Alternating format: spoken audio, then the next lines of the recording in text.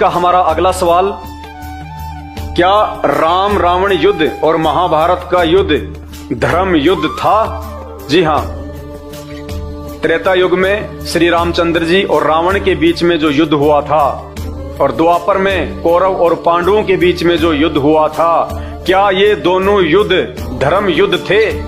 क्या इन दोनों युद्धों को धर्म युद्ध की संज्ञा दी जा सकती है, जिसमें इतनी बड़ी संख्या में जनसंहार हुआ था? क्या इससे किसी का भला हुआ? जी नहीं। ना ही तो श्री राम और रावण के बीच में जो युद्ध हुआ था वो कोई धर्म युद्ध था, और ना ही कौरव और पांडवों के बीच में जो युद्ध हुआ था वो धर्म युद्ध था। महाभारत से गंदा चरित्र किसी भी धर्म ग्रंथ का नहीं हो सकता। महाभारत को पढ़ के आपका कभी भी आत्म कल्याण नहीं हो सकता, आपके घर में कभी भी सुख और शांति नहीं हो सकती, आप कुछ भी नहीं सीख सकते। ऐसा गंदा चरित्र है महाभारत का। हम कहते हैं पांडव पांडव धर्म के रक्षक। काहे के धर्म के रक्षक?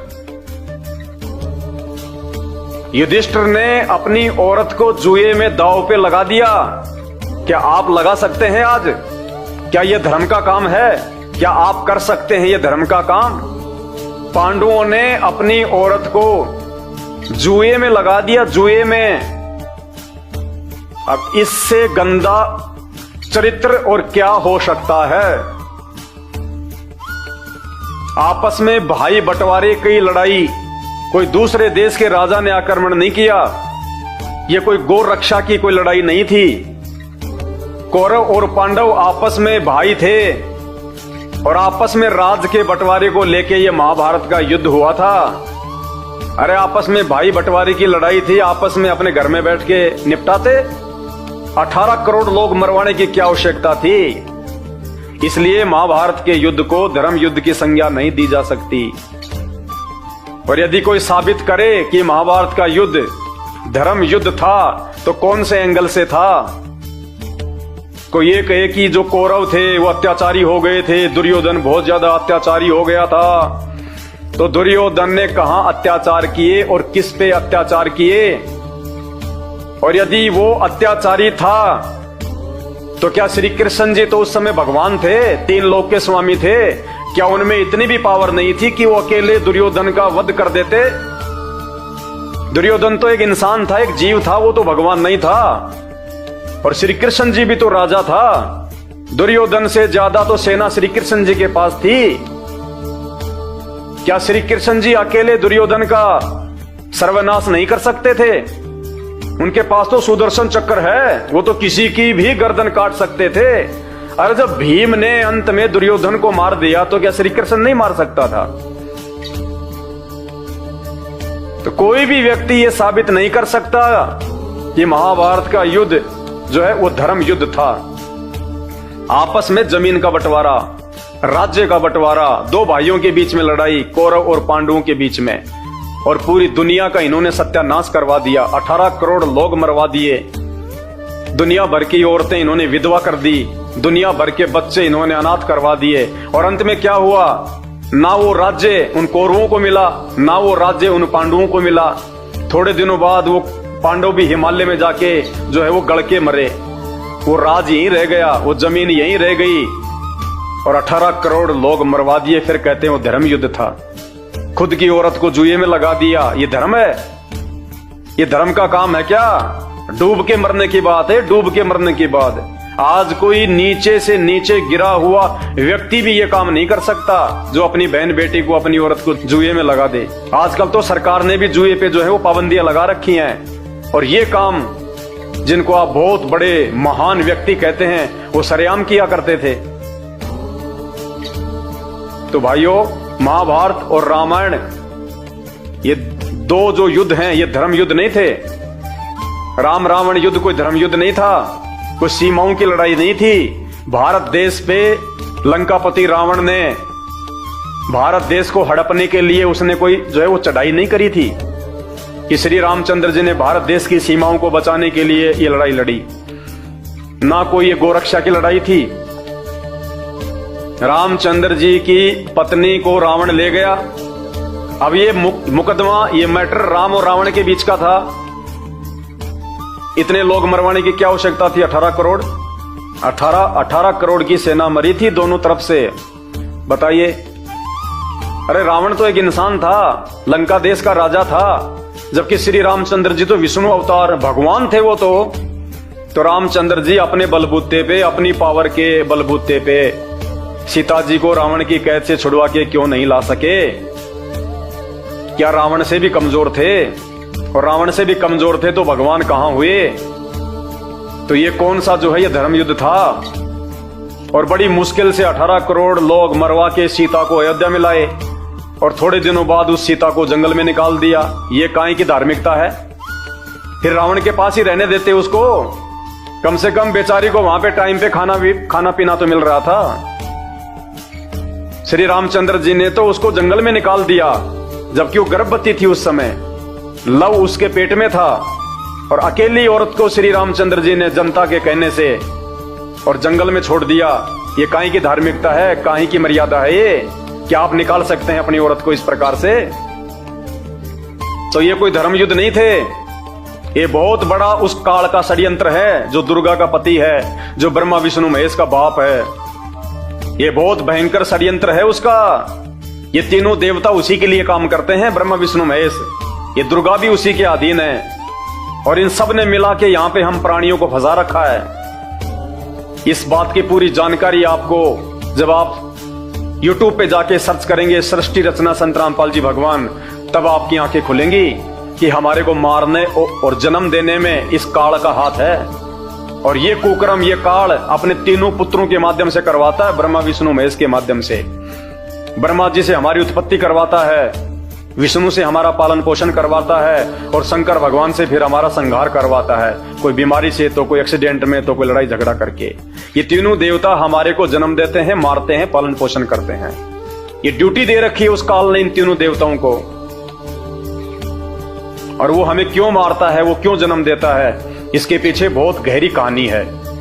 और वो कहानी आपको केवल सृष्टि रचना को सुनने से ही समझ में आएगी। तो YouTube पे जाके सर्च करें सृष्टि रचना संत रामपाल जी भगवान, आपके कानों के पर्दे खुलने वाले हैं, आपकी आंखों का मोतियाबिंद हटने वाला है। और उसके बाद में आप धिक्कारोगे इन नकली धर्मगुरुओं को, जो आज से पहले आपको मीठी मीठी राम और भिलनी की, श्री कृष्ण और सुदामा की मीठी मीठी कथा कहानियां सुना के आपका जीवन बर्बाद कर रहे थे। आपको वो वास्तविकता, वो सार, वो निष्कर्ष इन धर्म ग्रंथों का नहीं बताया कि मानव जन्म हमारे को क्यों मिलता है। और भक्ति और भगवान की यथार्थ जानकारी हमारे ग्रंथों में है, गीता जी में है, चारों वेदों में है। ये इन्होंने आज तक नहीं बताई।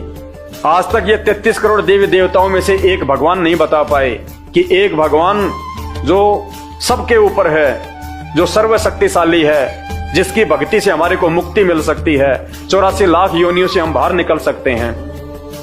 आज तक इन्होंने नहीं बताया। तो काहे के धर्मगुरु, काहे का इनको ज्ञान? तो भाई और बहनों, ये धर्मगुरु नहीं है, ये सत्यानाश गुरु हैं। ये आपका जीवन बर्बाद कर रहे हैं। यदि आप अपना भला चाहते हो, अपने परिवार का भला चाहते हो, और मरने के बाद 84 लाख योनियों में नहीं जाना चाहते हो, तो आपके पास वर्तमान में पूरी धरती पे केवल एक ही ऑप्शन है, केवल संत रामपाल जी के सत्संग। और सत्संग सुन के जितना जल्दी हो सके उनकी शरण में आ जाओ, और उनके अनुसार इन शास्त्रों में वर्णित यथार्थ भक्ति विधि को शुरू कर दो। और फिर देखो, तुम्हारे को इस शरीर में रहते सहते भी वो सुख मिलेंगे जिसकी कोई गिनती नहीं की जा सकती। बाकी आपके अपने बुद्धि और अपने विवेक के ऊपर है। दबाव किसी पे नहीं दिया जा सकता, केवल आपको जानकारी दी जा सकती है। पे जाएं तो YouTube पे जब तक आप उनके द्वारा बताई गई सृष्टि रचना को नहीं पढ़ेंगे, नहीं समझेंगे, तब तक आपको किसी भी धर्म का कोई भी धर्म ग्रंथ समझ में नहीं आएगा। भाई और बहनों, 2 घंटे से मुझे थूक बिलोने का कोई शौक नहीं है। आप भी अपने कीमती समय में से थोड़ा बहुत समय निकाल के ये वीडियो देख रहे हैं, तो ये वीडियो देखने का फायदा उसी समय है जब आप संत रामपाल जी के सत्संग सुनना शुरू करें। क्योंकि आज इस पूरी धरती पर केवल एक ही परम संत है, बाकी कोई संत इस धरती पे नहीं है। और जितने भी संत हैं, ये धर्मगुरु हैं, इनको अपने स्वयं के धर्म के विषय में पूरी जानकारी नहीं है। इनको स्वयं के धर्म ग्रंथों के विषय में पूरी जानकारी नहीं है। हिंदू धर्म गुरुओं को गीता जी और वेदों के विषय में पूरी और सच्ची जानकारी नहीं है। मुल्ला और मौलवियों को मुसलमान धर्म के विषय में, कुरान शरीफ के विषय में, तौरेत, जबूर और इंजिल के विषय में पूरी जानकारी नहीं है। जितने भी पादरी और पास्टर हैं, इनको बाइबल के विषय में पूरी जानकारी नहीं है। सिखों को गुरु ग्रंथ साहिब के विषय में जानकारी नहीं है। ना ही बौद्ध और जैन समाज को अपने अपने धर्म ग्रंथों की जानकारी है। ये सारी जानकारी संत रामपाल जी ने सभी धर्म के मानने वालों को दी है। आपने उनके सत्संग सुनने पड़ेंगे और सत्संग सुन के आप विचार कीजिए कि आपको मानव जन्म क्यों मिला है। परमेश्वर कहते हैं, मानव जन्म पाए के जो नहीं रटे हरि नाम, और जैसे कुआं जल बिना फिर बनवाया क्या काम। ये 84 लाख योनियों से भिन्न एक मानव शरीर हमारी को केवल और केवल भक्ति के लिए मिलता है। अन्य योनियों में जाके महादुख भोगने से बचने के लिए मिलता है। और ये केवल उसी समय संभव है जब हम एक परमेश्वर की भक्ति करें। और एक परमेश्वर की जानकारी वर्तमान में पूरी पृथ्वी पे यदि किसी धर्मगुरु के पास में है तो केवल परम पूज्य सतगुरु रामपाल जी भगवान के पास में है। और जब तक आप उनके सत्संग नहीं सुनेंगे, आप उनके विचारों से परिचित नहीं होंगे, तब तक ऐसे ही आप अपना ये अनमोल मानव जन्म बर्बाद करते रहेंगे। और आज मानव जन्म में आप कितने सुखी हैं बिना भक्ति और भगवान के। और कल को जब ये शरीर छूटेगा, हम 84 लाख योनियों में जाएंगे, उस समय हमारे साथ में क्या बीतेगी। आज आप एक गधे का जीवन देख लीजिएगा, आज आप एक बैल का जीवन देख लीजिएगा, कितना महादुख भोगता है। सारा दिन खेत में चलता है, गाड़ी में उसको किसान जोतता है।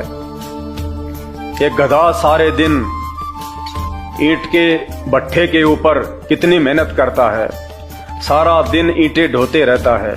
अन्य पक्षी देख लीजिए, पशु देख लीजिए, एक कुत्ता देख लीजिए, सर में कीड़े पड़ जाएं, पूरे शरीर पे उसके खुजली हो जाए, एक्सीडेंट में उसका पैर कट जाए, कितने दुख भोगते हैं।